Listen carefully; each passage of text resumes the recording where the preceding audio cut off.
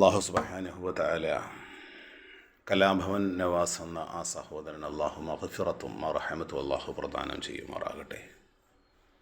അദ്ദേഹത്തിൻ്റെ വിയോഗത്തിൽ അതിയായി ദുഃഖിക്കുന്ന ആ കുടുംബത്തിന് സമാധാനവും ശാന്തിയും പടച്ച റബ്ബ് പ്രദാനം ചെയ്യുമാറാകട്ടെ. ഓരോ മനുഷ്യരുടെയും മരണം നമുക്ക് ചില തിരിച്ചറിവുകളാണ് അള്ളാഹു നമുക്ക് തരുന്നത്. ആ മനുഷ്യൻ്റെ ഖബറിടം അള്ളാഹു നമ്മൾ ചില ഓർമ്മപ്പെടുത്തലുകൾ നടത്തുന്നുണ്ട്. 2400-ഉം 3000-ഉം സ്ക്വയർ ഫീറ്റുള്ള വീടുകളിൽ നാം കഴിയുമ്പോൾ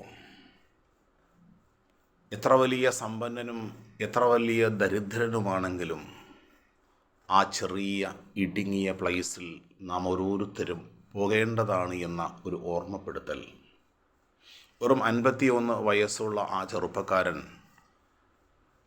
അള്ളാഹുവിൻ്റെ പരലോകത്തേക്ക് പറന്നു നീങ്ങുമ്പോൾ നാം ഓരോരുത്തരും ചിന്തിക്കേണ്ടത് പ്രവാചകൻ സ്വല്ലല്ലാഹു അലൈഹി വസല്ലമ തങ്ങളുടെ ഒരു ഓർമ്മപ്പെടുത്തലാണ്.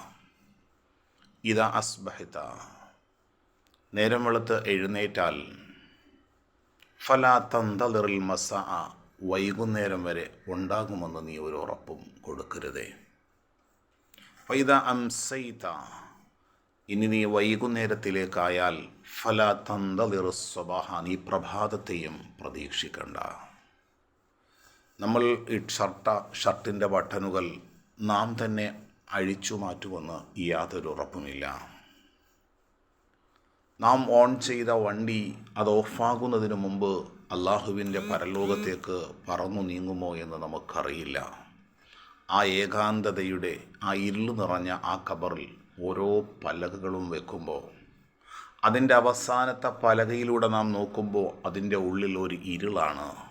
നമ്മുടെ സൽക്കർമ്മങ്ങൾ, നമ്മുടെ ജീവകാരുണ്യ പ്രവർത്തനങ്ങൾ, തെറ്റായ ജീവിതത്തിൽ മാറി നന്മയിലേക്ക് നടത്തിയ ആ സൽക്കർമ്മങ്ങൾ അനന്തമായ പരലോക ജീവിതത്തിൽ, ആ ഖബർ ജീവിതത്തിൽ നമുക്ക് വെളിച്ചമാകണം.